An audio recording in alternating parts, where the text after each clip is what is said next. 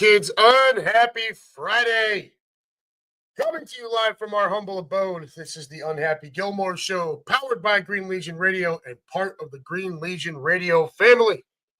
We thank you, as always, for joining us from wherever you may be and whatever device you're using to stream us on YouTube. So please do us a favor. Pull up a chair. Turn up the volume if you need to. Use the company dime if, God forbid, you're still stuck at work at this hour on a Friday. Crack open a cold one because it is the damn weekend. And let's try to have some fun as we put an end to this week's hostage situation and look forward to the weekend and Championship Sunday and another huge game coming this weekend that we will talk about here in just a few minutes. Keaton Harmon joins us. Good evening. That's the link to Jalen Carter versus Jaden Daniels back in college. Got it. Okay. Josh in the room. Nice jersey. Yeah, this showed up. I think showed up yesterday. So this was something that I wanted. Obviously, being a Penn State fan and an Eagles fan, and Barkley being my favorite Nittany Lion ever, and now he's on our team. I normally, like I said, when I actually bought the midnight green Barkley jersey, I normally don't do this with new guys on the team, but when your favorite college player ends up on your favorite NFL team, it's a rare thing. Especially when it's somebody who's a big star that makes that kind of impact. So here we are, 2 days away from Championship Sunday. Christ, in 48 hours from now, we're probably gonna know whether or not we're headed on. So I don't know about the rest of you, but I know my heart is already racing. I had a shit week. I would have loved to have done this show on Wednesday. However, had I tried to do it Wednesday, I probably would not have been able to speak. I started feeling a little crappy at work on Monday. As the day went on, it started to get a little worse. Let me get home, take some Mucinex, get some sleep. Woke up Tuesday morning. I'm like, oh boy. So I stayed home Tuesday, worked out of the house, and by about 2:15, excuse me, I'm still trying to shake off the cough. By about 2:15 on Tuesday, I had to go lay down. And from Tuesday late afternoon, early evening until probably sometime overnight, Wednesday night into Thursday, I was like on my deathbed.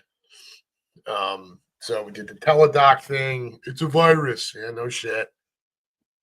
Have to let it run its course. And, so just kept laying there, drinking water. So I went through damn near an entire box of tissues on my own. It was pretty bad, man. Got bad this week. But back to work today. Feeling much better. And I'm actually able to come on. So Fridays are tough because people, you got shit going on. It's the weekend. Everybody wants to go out and have a good time. You don't want to sit here and listen to my dumbass. Wednesday nights makes more sense for an audience purpose because it's Wednesday night. Not as much going on. And, people can give you a little bit more of their time. But be that as it may, here we are. Friday evening, like I said, we are 48 hours away from knowing where we stand as far as this Eagles season. One thing I do want to cover real quick is our Midwest Eagles nest out here and how much this has exploded with the playoffs here. You guys are used to seeing me drink water. I'm probably going to drink a little bit more of it tonight just because I am still trying to get over this. And if I can avoid coughing while I'm trying to talk to you, that would be great. Water helps. But yeah, hey, Lou Mancini in the room too. What's happening, sir? So yeah, our Midwest Eagles nest out here that Mike, you guys know Mike. He's been on here with me a number of times. Mike and I started we started hanging out watching games almost 19 years ago now. But this year, a couple of years ago, we really decided to try to make this a thing out here and try to give all of the Eagle fans in this area a place to call home. And that place is the Back Porch Saloon. where Mike has been, a pillar of that place for longer than I've known him. And throughout the last couple of years, just slowly building, slowly building, slowly building. Early part of this year was good turnouts, 30, 40. And then we had the game where the Eagles came here and played the Bengals, and that was a huge recruiting opportunity for us. Mike and I knew that there was a lot of Eagle fans here. Having been to 2 other games here, Birds versus Bengals, we've seen all the green in the crowd, and we know that's not just people coming in from out of town to watch the game. We know it's a lot of them living here. So we did the Green Legion tailgate. Of course, I'm working that and doing the radio show and everything, the pregame show. We had business cards made up that are us and our crew, our core people, were handing out to people, everyone they saw. Hey, are you local? Take one of these. And on the backside was the Midwest Eagles Nest, the Back Porch Saloon address, and that QR code takes you to our Facebook page. And we used it as a recruiting opportunity, and it worked. And the following week we played Dallas. We had 70 people at the Back Porch. We talked right then and there about, holy shit, what's the playoffs going to look like? Well, playoffs have come, and the game against the Packers, I would tell you we were 100, somewhere between 100 and 120. And last week came, and I would tell you we were somewhere 130 to 150. And now this week is going to come, and what I can tell you is every seat in the establishment for all the sections that are open is reserved. All of them for the Eagles. We have taken over the Back Porch Saloon entirely. Now, look, it's the playoffs. To think that we're going to have 200 people out, for an October game against whoever is probably a little outlandish. But the fact that we're where we are in such a short period of time is absolutely amazing. And yes, it's taken a lot of work from me. It's taken a lot of work and support from Mike. But the other cool part is the owners of the Back Porch are also on board now too. So, and why wouldn't they be, right? I mean, it's bringing in revenue, right? Which I'm all about. I love that place, right? It's where I met my wife. It's where I met Mike. It's where I've been hanging out watching the Eagles games for 19 years going on. The food is great. The atmosphere is awesome. I've made a lot of good friends there prior to us doing this and now through this too. You see Josh comes in here. He's become a good friend too. We've got a nice core group, and now we've got this horde of Birds fans coming. Every single seat. So so we've told people you're standing room only. And if you don't have a reservation, and I would expect there's going to be some standing room as well. This is going to be probably 200 or more people on Sunday afternoon. Now, I get it. You guys in Philadelphia, you go to the Green Legion tailgates at Xfinity. There's 1,000 Birds fans there. Keep in mind, you are in Philadelphia. I am in a suburb of Cincinnati, Ohio. And we have been able to build this into an NFC championship game attendance of 200-ish people. 200-ish, mostly Birds fans. There's a couple of Bengals guys sprinkled in, but all good people. Sorry, guys.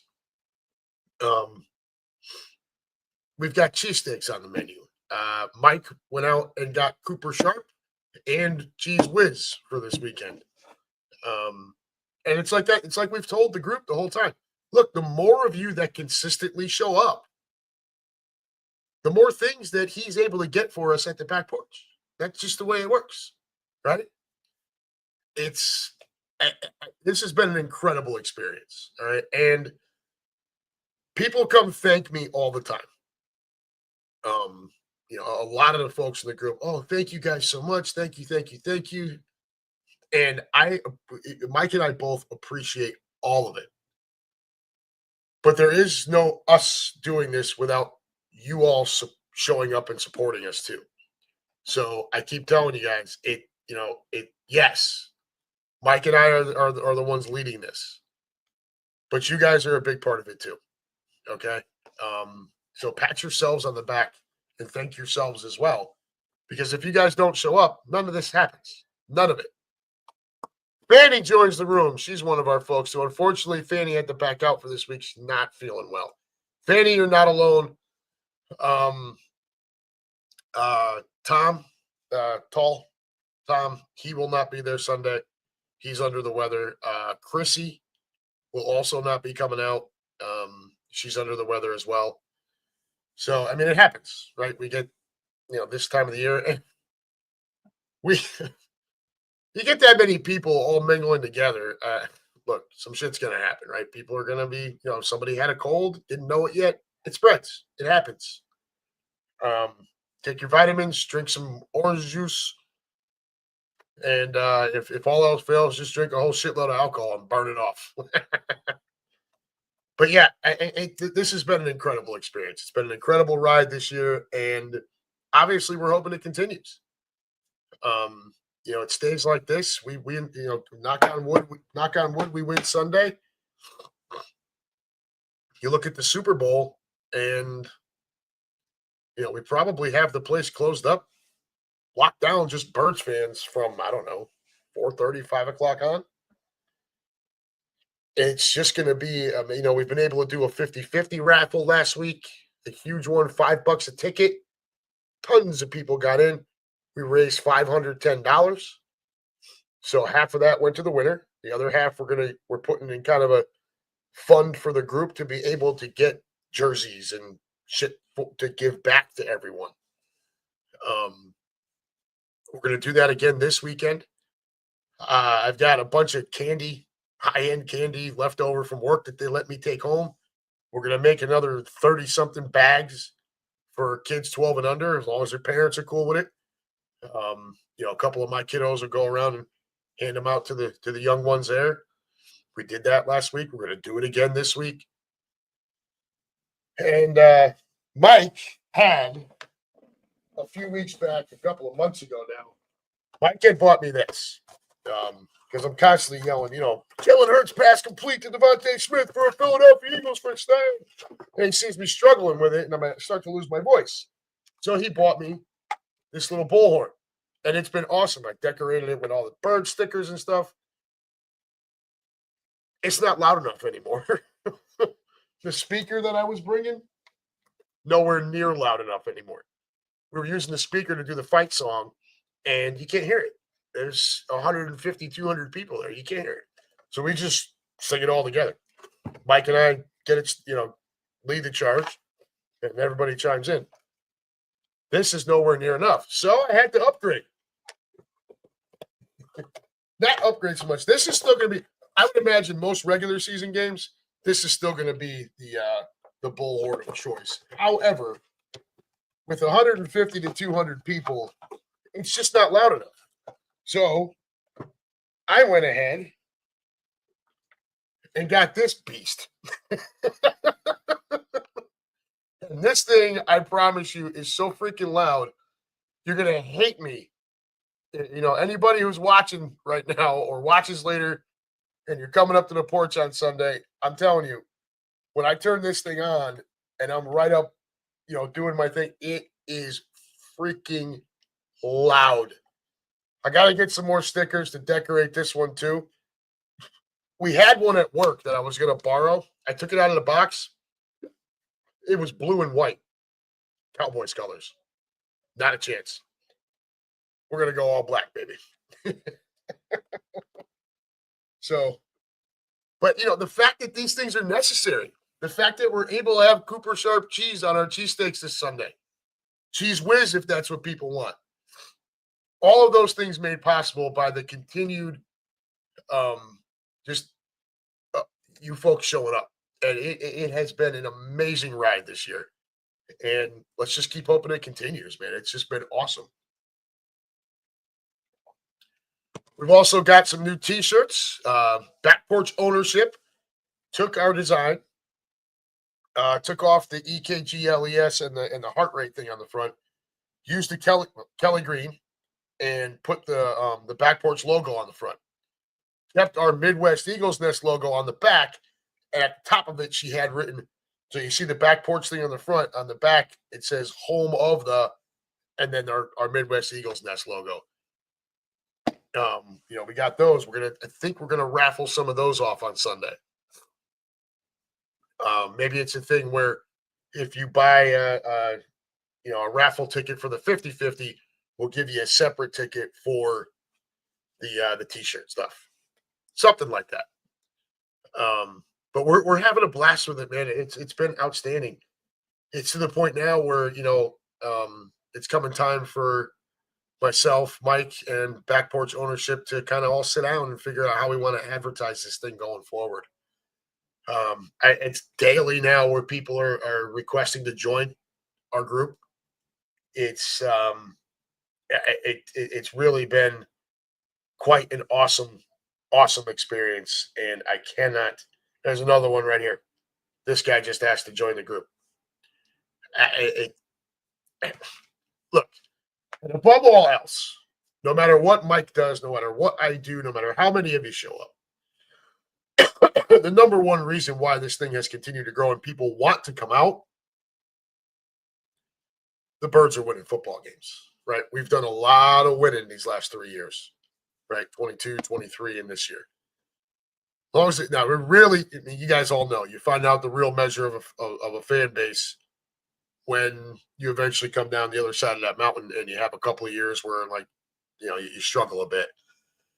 And, that's where you figure out, who are your true core folks that are going to be there week in and week out. I, in no way, shape, or form, expect 200 people to show up on a Sunday 1:00 game against,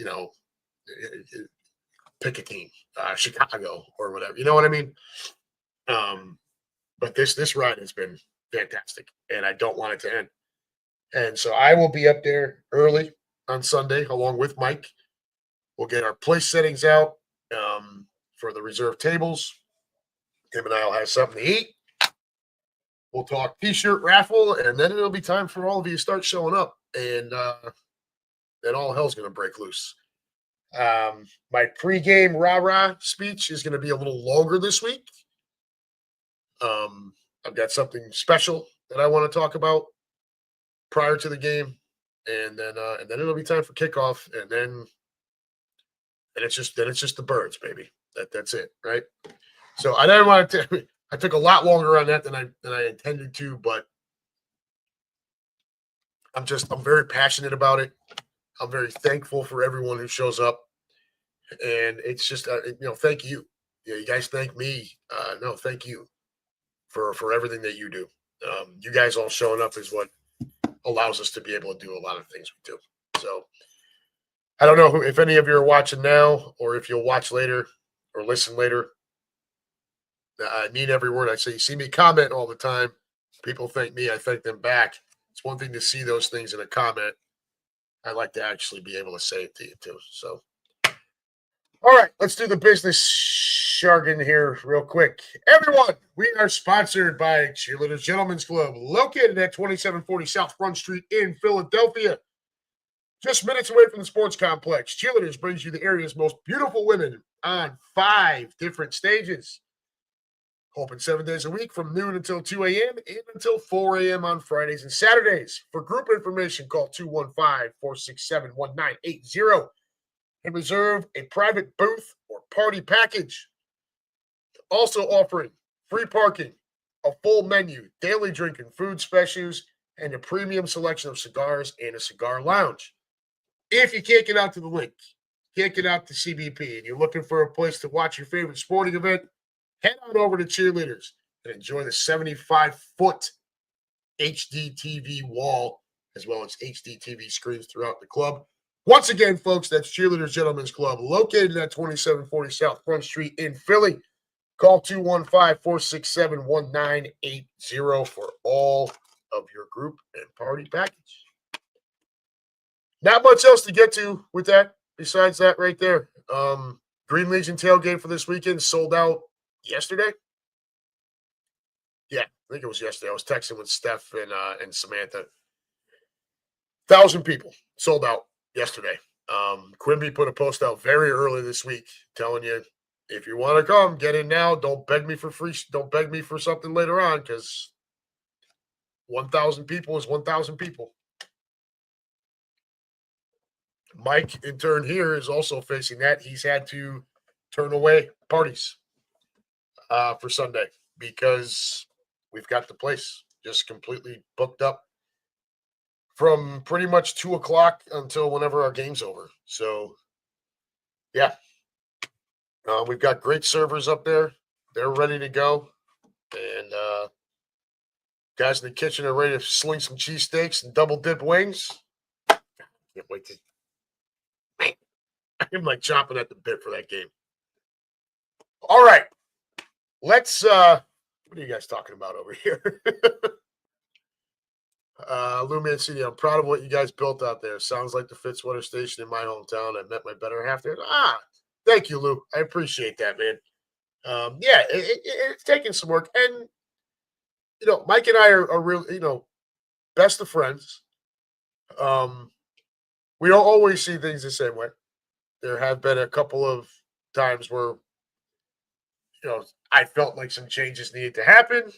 It was more bar related. And, I try very hard not to step on his toes with that because he does run the place. And it's not just the Midwest Eagles nest that he's got to be concerned with, right? He's got a whole staff of people up there and owners that he has to report to. So, I get it. But, there's been, little bumps in the road, and there'll be more along the way. What's important is that we do this together and continue to build it together. That's what's most important. What else is on over here? Keenan Harmon always bet on black. First rule of roulette. Lou Mancini, that Cooper Sharp is going to slay those. That's why I want to get there early and get mine before all the heathens show up and smash it all. Because it's been advertised now on our group page and everything. Keenan Harmon gets left to hop the fence. All right, let's get to the boner of the week. So when I teased the show, I said this should be very obvious, and I know Josh already knows what it is. And I know Lou Mancini always tries to guess every week. Usually he's got it. This time he missed it. So listen, a couple of years ago. Whoa, that was loud. It was a couple of years ago. There was a young lady and her significant other or brother or whatever was excited. Birds game out at a bar. And the news crew goes up and gets on her. And whether it was nervousness or excitement or whatever, they're all combined. She spells it ELGSES. Let's go birds, baby, or whatever. Now, look. That's a couple of people out at a bar, excited for the moment, probably a little nervous with a camera on them. And so you mess it up. Maybe they were a little intoxicated and you mess it up. It's a little different for the mayor of Philadelphia to do that. So we are going to do this. We're going to share screen right there. Yeah. So when you're the mayor, you really you kind of can't get away with this. We're going to just play the whole clip because God love her, but this is hysterical. Let me be 1,001% clear. Traveling to the Eagles game today is essential travel.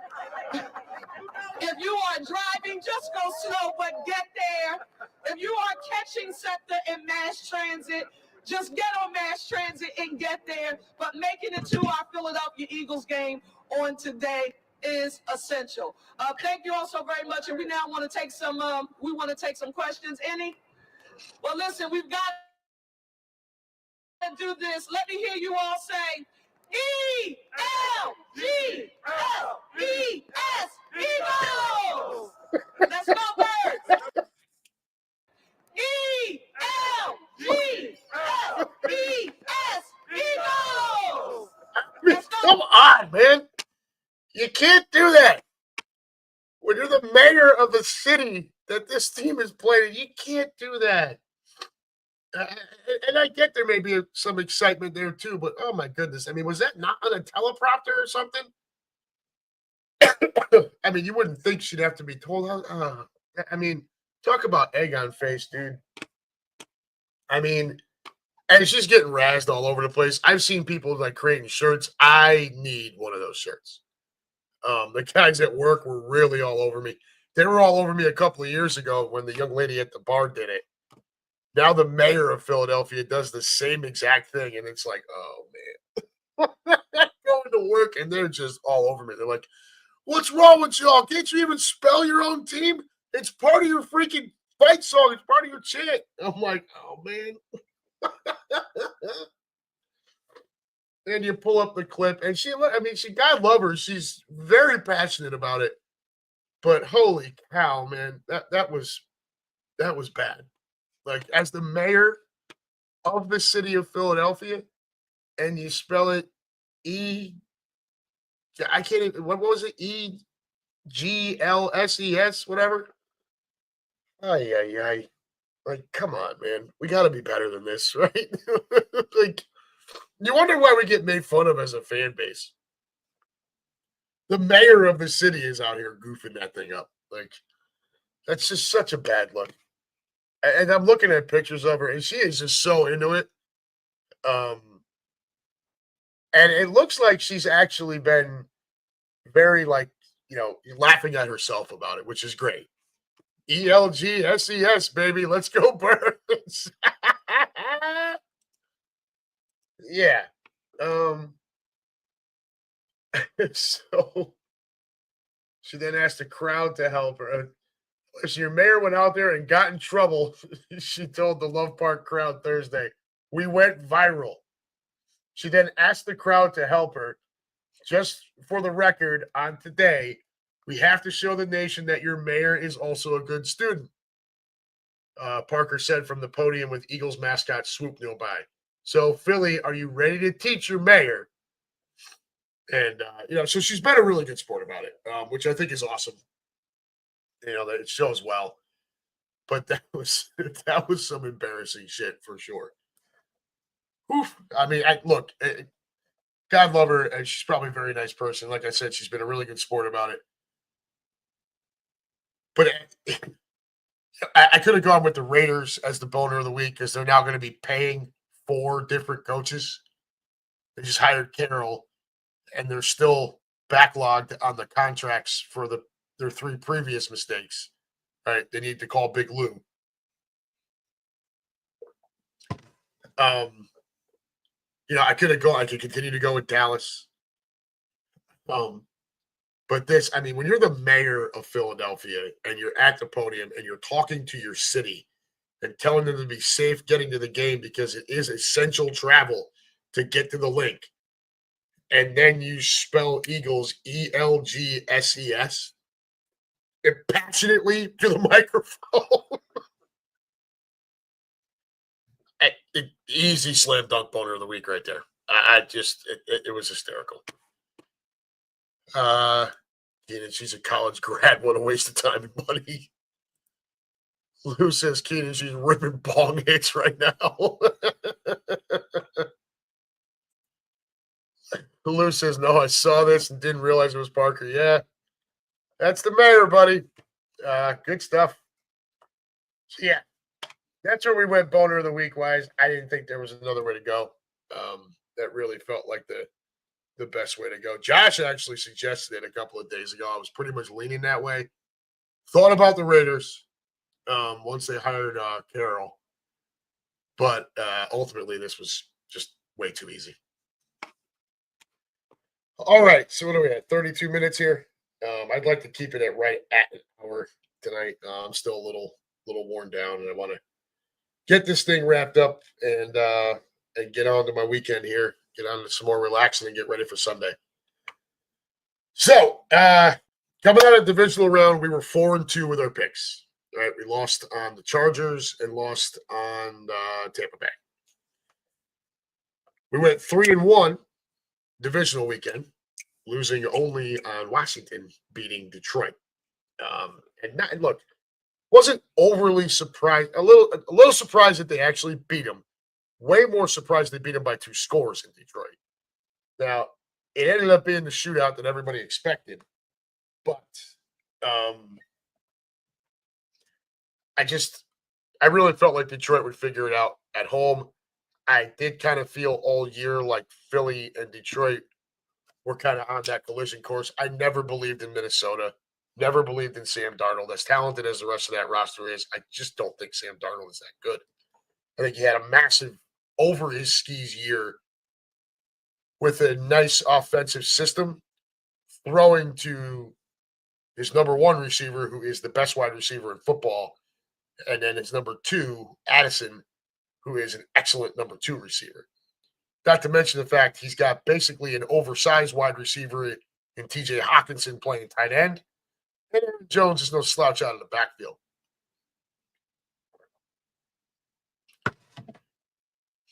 I didn't believe in him going into big games. They showed their whole ass in that last game against Detroit, where they had a chance to lock up home field and the number 1, and just got absolutely mauled. And then they went out and got smacked around again. So I mean, I wasn't shocked. In Minnesota, I just really felt like Detroit and Philly were on that collision course. And honestly, I'm happy that we have the NFC Championship game at home. Don't get me wrong, but I think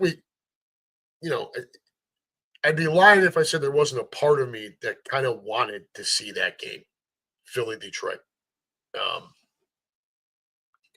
Really felt like those were the best 2 teams in the NFC all season long. I know Green Bay got hot for a while. The Rams got hot for a while. Tampa came into the playoffs playing really well. But now you turn your focus to Washington. So overall, playoff-wise, we're 7-3. Pretty good. And now so we had Kansas City over Houston. Kansas City being at home was pretty easy pick for me. We had Buffalo over Baltimore. That game was very tight. I like that. I like that Buffalo came out there because I feel like I want to see Josh Allen get another crack at Princess Mahomes and the Queefs out there in Kansas City. And of course, we had Philly over the Rams, and that game got way closer than it really should have. Now, look, the weather was shit. And obviously, that's the game we're going to focus on here as we talk about last week. So we win the game 28-22. I will tell you right now, when Saquon busted that second long touchdown run, I said it should have been over right then and there. Right? It should have never been a reason to sweat after that. And then, it felt like the end of that Atlanta game where we had a lead and there was still far too much time on the clock to completely back off. You know what I mean? Now, granted, we had a much bigger lead this time, but there was also way more time on the clock in this one. There was still 4.40 to go when the Rams got the ball back. And I mean, Fangio backed all the way off. And Stafford right down the field, bam, touchdown. And now it's 28-22. And now you're looking at it like, shit, a 6-point lead, whole bunch of time still left. They had their timeouts. They had the 2-minute warning. And those missed extra points and stuff by Jakey are looming real large at that point.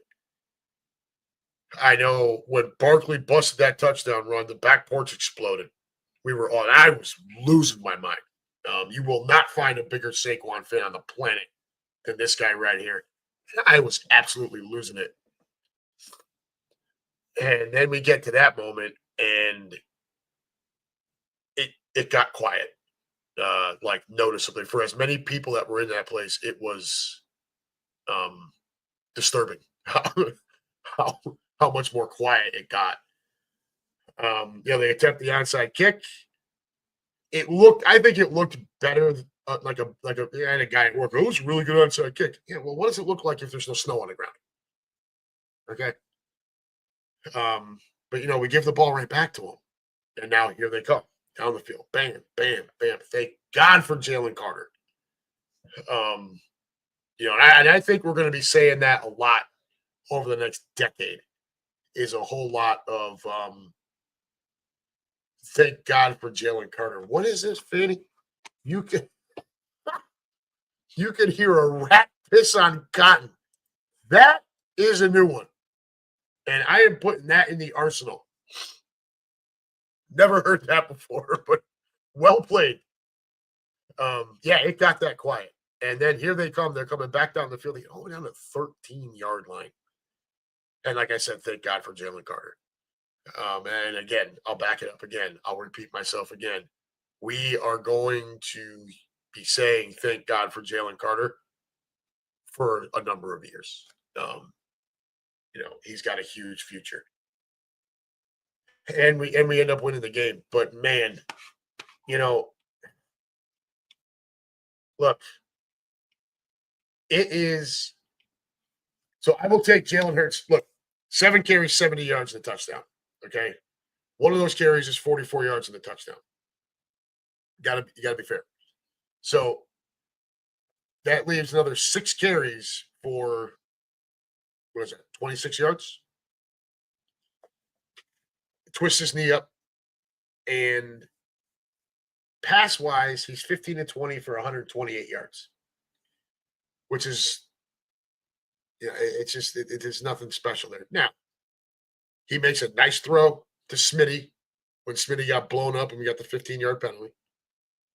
He makes a good throw to A.J. Brown that probably should have been a touchdown, and A.J. drops it. A.J., 7 targets, 2 catches, 14 yards. Listen, A.J., I love you. We all love you. Always open, right? That's the claim. That's the battle cry. You want to sit on the sidelines and be kind of a joker reading books and stuff. I'm going to need you to come on the field and catch that ball, right? Even if it was just that one. I mean, he's up there. He's not there's a defender down here, but nobody's in his face. He's got it in his hands, and he just drops it, right? He just bobbles the thing.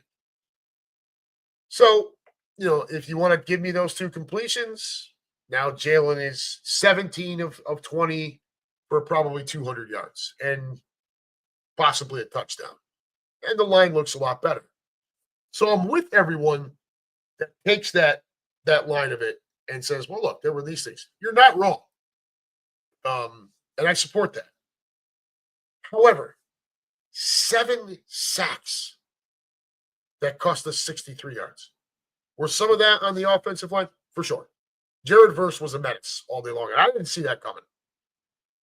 Especially when the bad weather rolled in. I thought we would just push them around.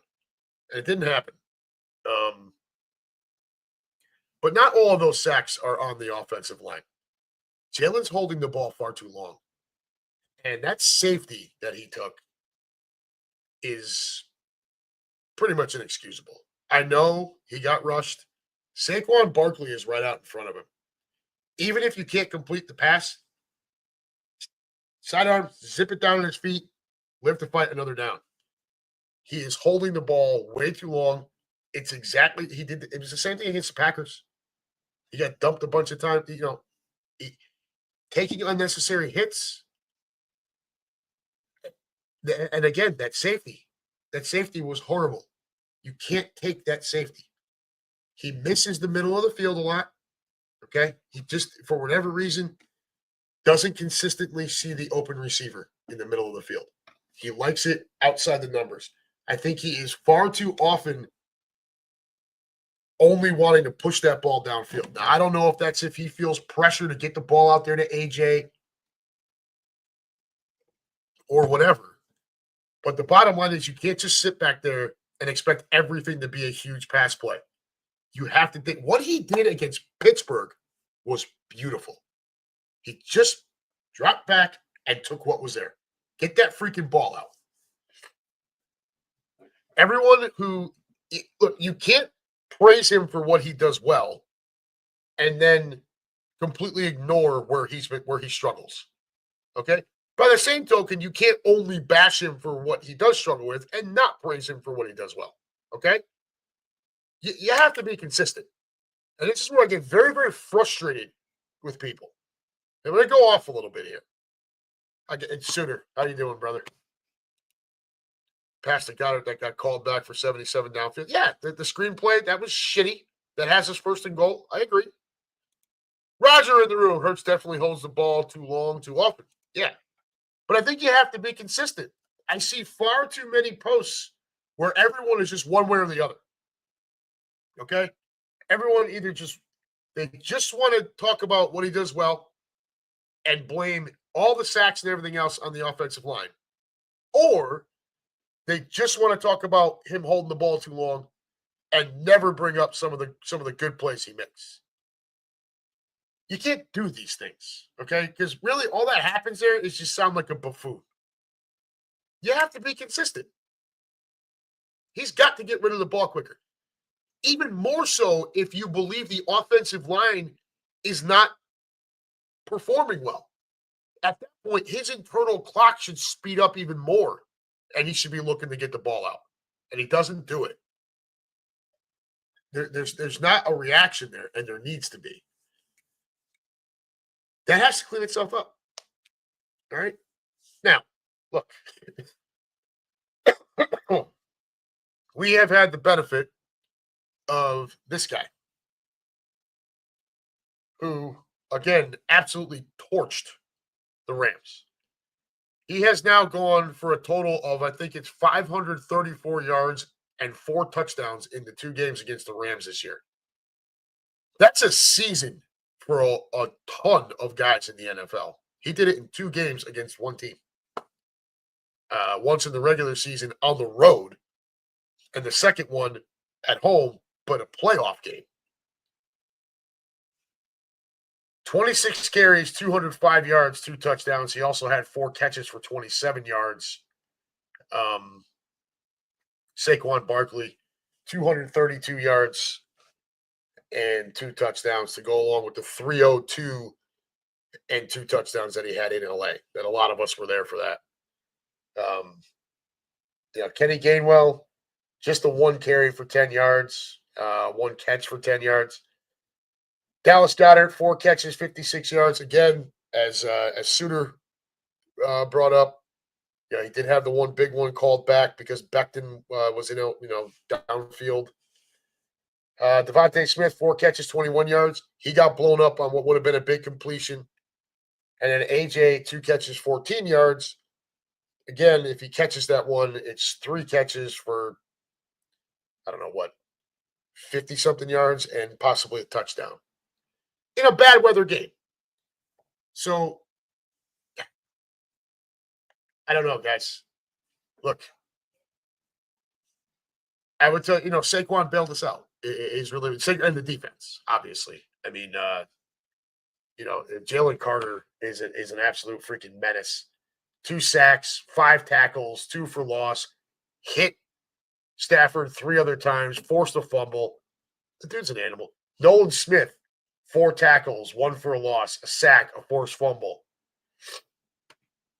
Zach Bond, 6 tackles, 1 for a loss, recovered a fumble, 1 pass defense. Cooper DeJean, fumble recovered. Isaiah Rodgers picks up a fumble, rambles 40 yards. Gainwell, that we won't talk about that one. The defense continues to play well, and Saquon continues to play well. Jalen is playing okay. Let's be honest. He's not been great. He's not been terrible. Right? He's not turning the ball over. Right? So, like I said, you got to be consistent. He's not turning it over. But I don't need him to go out and throw for 300 yards. I don't. I need him to be consistent. We talked about this last week. I need him to be consistent. And he's not. All right. He makes the great throw to Smitty, and Smitty gets blown up. He makes the great throw to AJ, and AJ drops it. But then he sits in the pocket forever, takes a fucking safety. Can't do these things. Fanny. I don't think you can see them down the middle. He's only 6 foot. Was it? Nope. Jalen Hurts is 6'2", and passing lanes are opened up by the blocking scheme. That's not the problem. Drew Brees was 6 foot in stilts, and he had no trouble getting the ball over the middle of the field. And again, I'm not asking Jalen to be Drew Brees. I'm not asking him to be Peyton Manning. I don't need him to be Tom Brady. I don't need him to be any of those guys. I need him to be consistent. I need him to consistently make good decisions. See, in this, Lou, I think this is a little rough. He's Trent Dilfer right now. I get it because the Ravens, the pass game didn't have to do much. The problem is we've seen what Jalen is capable of. You take a look at that game against Pittsburgh where he just dinked and dunked until something came open, right? It wasn't a Saquon game. Jalen went out there and lit Pittsburgh up. And Pittsburgh came into that game with one of the best defenses in football. Jalen went out there and threw for 290 yards and 2 touchdowns. So this is not a height thing. This is not Keenan. I think Pat Mahomes is 6'5". This is not a height thing. It's just a Jalen not really reading it. I do like what Rogers says here. Could be a little Kellen Moore too. Game plan needs to be a little bit closer to 50-50. Commodes probably play a lot of man. Got to make them play. I don't want to see 50-50 overall. I'm good with Jalen Hurts having 20 to 25 pass attempts. And I would rather see us running the ball like we have been, 35 to 40 times. I'm good with that ratio. I just need Jalen to make good decisions in that. And, dude, that 10-game winning streak, he was doing those things. I think this might, and Roger, you might be onto something. Maybe the scheme, maybe the play designs aren't perfect. The weather was bad, right? There's plenty of shit out there for this past game. And had that been the one-off, then it's, that is. Game against Cincy was pretty balanced. I have to go back and look at that. Let me see here. Philadelphia Eagles. Let's pull that one up. That might be a good comparison, bud. Let me schedule and results. Nice having 2 screens. I can talk to you and still pull this shit up. Cincinnati Bengals. Where are you at? Here we go. Box score. God, what a great game that was to be at. Man, I'm waiting 18 years for that victory. Let's see here. Offensive summary. No. Jalen had 20 attempts. We ran the ball 39 times. Now, it doesn't need to be 2-1, but I'm good with the 60-40 split run to pass. That's our recipe for success. If Jalen has to drop back and throw 30 times, don't think that's a successful afternoon for us. For whatever reason, be it that he's got to do it because the run game is shut down, or our defense can't stop anybody. Now he has to throw constantly. It's just not a recipe for success. Yeah, Roger, I think when that game was still in question, we were mixing it up a bit more. Don't forget, we got up huge and ran a bunch late, but he still only had 20 attempts in the game. 20 probably the low end, 25 the high end. He needs to live right in that area. Keenan, they've got Mahomes at 6'2"? Really? I thought he was bigger than that. Patrick Mahomes. Why did I think he was like 6'5"? Am I on drugs? No, 6'2". Yeah, so perfect. There you go. So Keenan's spot on. He's the same height as Mahomes. Now Mahomes has a much bigger arm. We all know that. And I don't need Jalen Hurts to be Patrick Mahomes. Again, consistency, folks. That's all we need from Jalen. Make good decisions on a consistent basis, and that includes not holding the goddamn ball too long, which he is not going to have. Let's move off of last week. We get the championship Sunday. Now, I will tell you right now, you put a gun to my head to make a pick on Sunday night, the AFC, I will tell you that the Chiefs at home, I will pick them because they're home, and this is just what they do. Who do I want to win? I want Buffalo to win that game because I'm just tired of Kansas City, and I want Josh Allen to beat them. So, that game, just real quick, Kansas City's defense is brutal. Josh Allen is going to probably have to do a lot of things himself, which he's capable of doing. He has to continue keeping the turnovers at bay like he's done all year. And the Buffalo defense is going to have to make just enough plays to give their offense an opportunity to win the football game. That's really it, guys. I don't know that game's going to be a shootout. This is not the same Chiefs team from when those two locked horns a few years ago. Don't be surprised if this is a 24-21 game. But I will smart money's probably on Kansas City. They're home. This is just what they do. And Buffalo's Buffalo, man. They usually come up small in this game. I'm hoping not. But, if I had to pick, you put a gun to my head. I really do think it's a coin flip type of game, man. I really do. It might be who has the ball last type of shit. Guys, give me 1 second. I will be right back.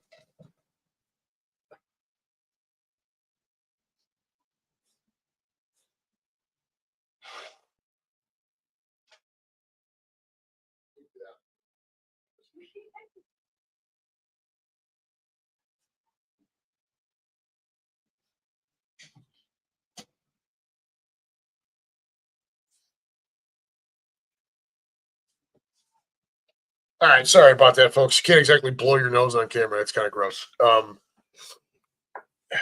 yeah, that Kansas City Buffalo game, I do think is a coin flip. So gun to my head, forced to make a pick. I'll take Kansas City. Unfortunately, our game, and this is how we're going to wrap up the show tonight. Is talking the NFC Championship at the link. I have not looked at Philadelphia weather yet. If anybody has, can you please give me an update there? Rock and Raj, I want the Chiefs, need to get them back. All right. Hey, look, man, I will tell you for us, I just want to win Sunday. And then after that, I don't care who comes out of the AFC. All right. Would it be nice to get some vengeance? Absolutely. That's why I wanted Tampa. But ultimately, I just want to win and get there. That's right. And then I'll worry about who we're playing after that. Sooner, there's not enough alcohol in New Orleans for a Birds-Bills matchup. Rock and Raj. Oh, I got that one already. Keenan. Now go punch McLaurin in the mouth, Quinion. Nice. Okay. So our game. 3:00, NFC Championship. Here's the deal, folks. We don't know what's going on with Cam Jerkins yet. He was limited participant in practice today. He is listed as questionable. If he can't go, that's going to slide Dickerson over to center, and I would guess Tyler Steen comes in to take the guard spot. Look, I believe in Stoutland University. I think we're strong, on our offensive line regardless. But I don't want to see a weakness there. And, as much as I like Tyler Steen, this would be Dickerson under center, who hasn't been there all year. And, it does weaken the offensive line. And the offensive line is our strength.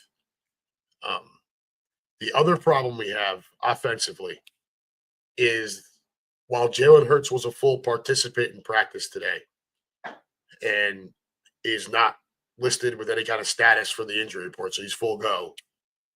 We don't know what kind of shape that knee is in. We don't know how effective he's going to be able to be as a runner. And what that's going to do is I can guarantee you that Washington defense is going to come out and absolutely sell out on Saquon Barkley to start this game. They are going to make Jalen Hurts keep the ball and run, or make Jalen Hurts throw the ball to beat them. I promise you, as sure as I am sitting here, that the Commodes are going to come out and say, we are not letting Saquon Barkley beat us. If you beat us, Jalen to AJ and Smitty, then so be it. But that maniac is not going to beat us. And with how inconsistent Jalen has been in his decision-making these last couple of games, that's a little nerve-wracking. Now, if you're telling me it's cloudy and I don't have to worry about snow, how about wind? What are we looking at as far as wind? Is there a wind report for Sunday? Because most NFL players will tell you, quarterbacks anyways, will tell you that as long as it's not a torrential downpour or like blizzard, like huge snow coming down, then that stuff really doesn't bother them as much as the wind will. All right. Jalen Hurts does not have the strongest arm. He never has. Okay. So this is not like a knock on him. It's just he doesn't have a big arm. If it's windy, that becomes a bigger problem. We saw some of that Sunday. It makes me nervous that they are going to, with the injury reports and all this stuff, that they're going to come out and sell out to blast Saquon and stop him. The defense is obviously going to have to do its thing. I expect contained type of rush like we did against Lamar Jackson and keeping Jaden Daniels in the pocket. I do not care for Commode's defensive coordinator, Joe Witt, and his smart-ass comments on Jalen Hurts, where, well, if they're going to put him in that situation and, we're going to hit him like he's a running back. Okay, got it. Pretty bold to come out and say shit like that.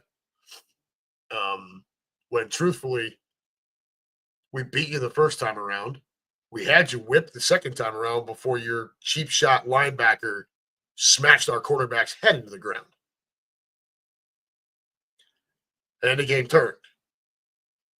So if you want to come out, Joe Witt, and talk all that kind of smack, keep in mind that while Jalen Hurts may be a little hobbled, he's also 6'2", 225.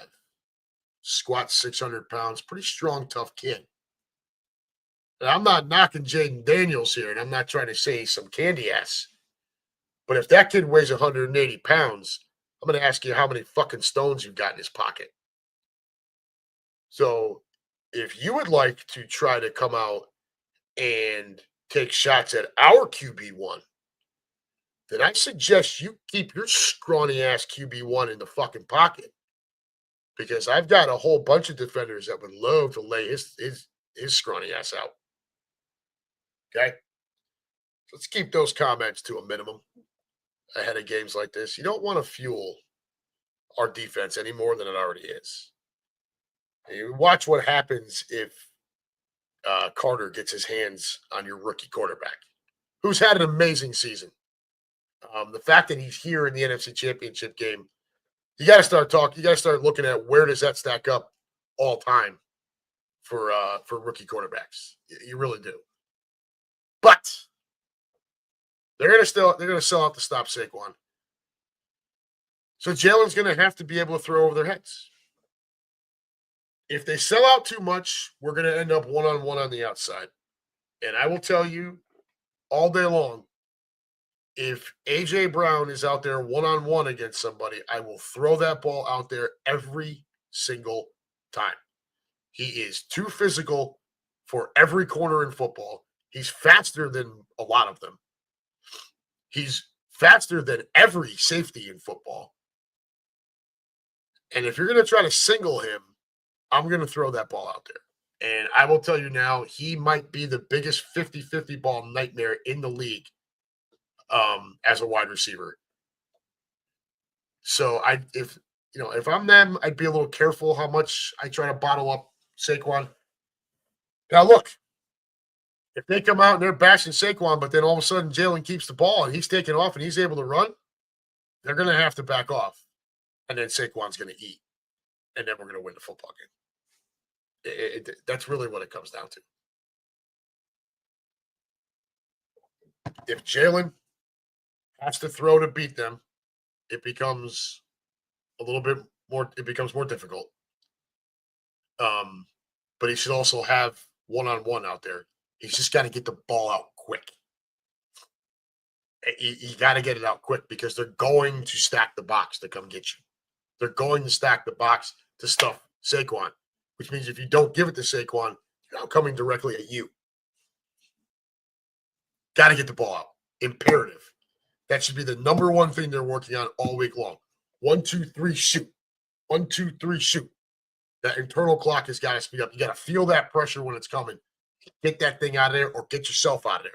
And don't give me this big, deep rollout shit and then slide down. Just don't do these things. If you can run, they're going to have to back off. They're going to have to play honest. And then Saquon's got space. This is the game, folks, with the questionable injury stuff. This is the game where I've been talking about all year long. How do you devise a defense to fully stop the Eagles' offense? I don't think you can do it when everyone's executing. This is the game to prove it.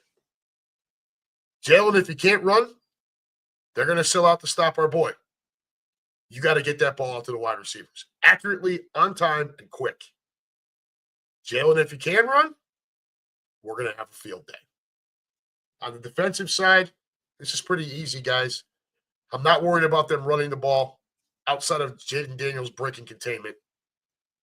Terry McLaurin is scary Terry for a reason. And I know there was some mention earlier about Quinion Mitchell and how well he's done this year and everything. Keep in mind, he did give up a long one to Terry the last time we played this team. So defense, honestly, the defense I would treat Jaden Daniels much the same way they treated Lamar Jackson. Rush him, but rush him. Don't let him get to the outside and beat you that way. Watch out for Zach Ertz. Look, we're favored by what? Is it 3, 6? What is it? I forget what the hell it is. Let me see. The line on Sunday's game is right now Birds by 6. I don't know that I would lay 6. But money line, I would take Philadelphia. I think we've look, and Kelsey actually said this in an interview earlier this week or whatever. When you look at these two teams matchup wise, it's again where Roger, I'm just looking at the CBS site. I don't know if it's gone back down or if money's coming in on. There might be a bunch of money coming in on Washington with the 6-point spread. Sometimes the CBS doesn't update all that quick. That's just the quickest thing I can pull up there. Kansas City is giving 2 now. I think somebody was +1 a couple days ago, so that one's changed. But anyways, and I totally lost my train of thought. Oh, the Birds. I probably wouldn't lay 6, but money line. And again, like Kelsey said just a few days ago, and I say it almost every week. I want someone, if you're going to take Washington money line, you're not taking the points, right? You just think Washington's going to beat us straight up. We can talk about Jalen's knee all we want. We can talk about Juergens all we want. When you look at the matchups, where is the clear Washington advantage that tells you they're going to beat us? Roger, you degenerate. That's because I give all of them shit on Sundays when they come in talking about their parlays. But But where's the clear advantage? It's not in the running game. You can forget that mess. You want to tell me Jaden Daniels is a better passer than Jalen Hurts? I think that's fair.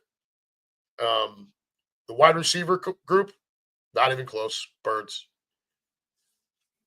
Tight end, I'm still taking Goddard over Ertz. Offensive line, don't even get me started, even if Jurgens is banged up. Other side of the ball, our defensive line, Jalen Carter alone is better than anyone else they've got. We get after the quarterback better. Washington's coming in with the 30th ranked rush defense in the league. They're going to have to sell out to stop Saquon. There's going to be opportunities. Jalen's just got to be smart. Our linebackers anchored by Zach Bond. Dude, defensive player of the year candidate. The secondary, again, where is the clear advantage? I don't see, and I hear people, Washington's guys, people picking it all day long on the freaking sports radio. Well, I'll take the points. Thank you very much, but I don't need them. Washington's going to win straight up. Where is this clear advantage? Are they hot? Absolutely. So are we. It just looks different. That's all. Everybody's wowed by what Washington did up in Detroit. Impressive. Don't get me wrong. Detroit hasn't stopped anyone in a month and a half, except for Minnesota. And we just talked about them a little while ago. Sam Darnold. Yeah, look, I'm not going to sit here and tell you the Birds are going to come out and smash them. You can see this being 24-20. All right. I don't want to get in a shootout. No, thank you. But those would be my picks for the weekends. I got the Birds against the Chiefs in the Super Bowl. We're 7-3 so far. We'll see how it goes this weekend. Josh, I don't know if you're still in the room. Roger, I know you're still here. We will see you guys on Sunday. If you guys got any questions or need anything before that, to get a hold of me. And I'll keep checking on you, making sure you got your Mike and I were actually talking. Mike was talking. He was going to start putting heart monitors on a few of us during the game. And man, yeah, shit got wild. But that's all I got for this week. So opportunities are going to be there for Jalen to shine because Washington is going to present them by selling out to stop Saquon. Jalen just needs to be smart with the football and get it out quick. That is all he's got to do. And we will win this football game because our defense will take care of things. That's where I stand. Birds call it 24-20. I kind of like that. That's all I got, kids. You guys, be good. Enjoy your Friday night. Enjoy your Saturday. Don't go too crazy. Get ready for Sunday. Sunday's a big day. We need everybody bringing all that energy. Got a huge turnout at the porch coming this Sunday. Fanny, we will miss you this weekend. Get better. Get well. That's pretty much it. Be safe. Don't do anything I wouldn't do. Remember, the judge ain't back in till Monday. Roger, what do you got there? When we get up, they need to not play soft. I agree. Yeah, the judge won't be back in till Monday. Enjoy your weekend, kids. We'll come back and do it all again next week. Hopefully, we're talking about a Birds victory and looking ahead at a Super Bowl matchup. Until then, folks, this has been the UnHappy Gilmore Show. Proudly brought to you by the beautiful women at Cheerleaders Gentlemen's Club, located at 2740 South Front Street in Philadelphia. Call 215-467. I think I fucked up the phone number. 215-467-1980 for all of your group and party packages. Folks, be good. Take care. Enjoy the weekend, and I will see you next week. And as always, go Birds.